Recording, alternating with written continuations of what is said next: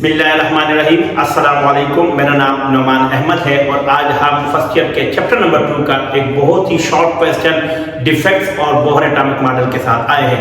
तो बेटा सबसे पहले याद रखना कि नील बोहर ने जो एटॉमिक मॉडल दिया था उसके अंदर 4 डिफेक्ट्स थे। वो डिफेक्ट्स कौन कौन से हैं बेटा? सबसे पहले देखें, डिफेक्ट्स का मतलब होता है खामियां, ठीक है।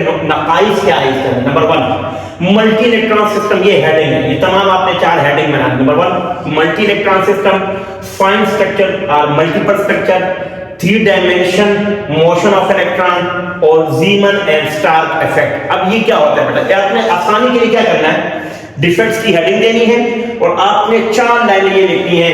ही डिड नॉट एक्सप्लेन, ही का मतलब क्या होता है बेटा? बोहर, ठीक है। तो ही did not explain, he did not explain, ये 4 दफा लिखना है। फिर उसके बाद आपने क्या करना है कि जो बोहर का जो मॉडल था, ही did not explain multi electron system. Multi electron system क्या है कि जिसके आउटर मोशन में अगर एक से ज्यादा इलेक्ट्रॉन आ जाए उसको मल्टी इलेक्ट्रॉन सिस्टम। इसका मतलब क्या है कि उसका जो एटॉमिक मॉडल सिर्फ हाइड्रोजन के लिए ही था जिसका आउटर मोशन में 1 इलेक्ट्रॉन था। तो अगर किसी के 2 इलेक्ट्रॉन आ जाएंगे या 4 आ जाएंगे तो फिर उसके लिए नहीं था। तो पहला डिफेक्ट क्या है कि he did not explain multi electron system. दूसरा, he did not explain fine structure. Fine structure क्या होता है? जब हाइड्रोजन इलेक्ट्रॉन एक्साइटेशन से डीएक्साइटेशन में और डीएक्साइटेशन से एक्साइटेशन में आता है तो इलेक्ट्रॉन O2 एनर्जी लूज करता है।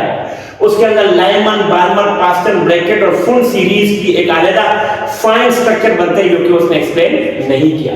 Third one, he did not explain 3D motion of electron। 3D motion क्या है? मतलब क्या होता है कि x एक्सिस, y एक्सिस और z एक्सिस पे जो इलेक्ट्रॉन है, जो मोशन ऑफ इलेक्ट्रॉन है उसको उसने एक्सप्लेन नहीं किया, उसने ओनली 2D मोशन को एक्सप्लेन किया। और आखिरी one, he did not explain Zeeman and Stark।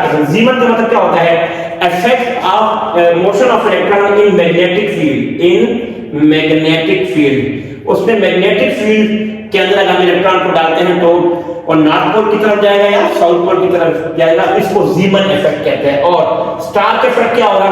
ये the effect of electric field, the effect of electric field on electron when it is placed in the electric field. तो उसके ऊपर क्या effect होगा उसको उसने एक्सप्लेन नहीं किया था।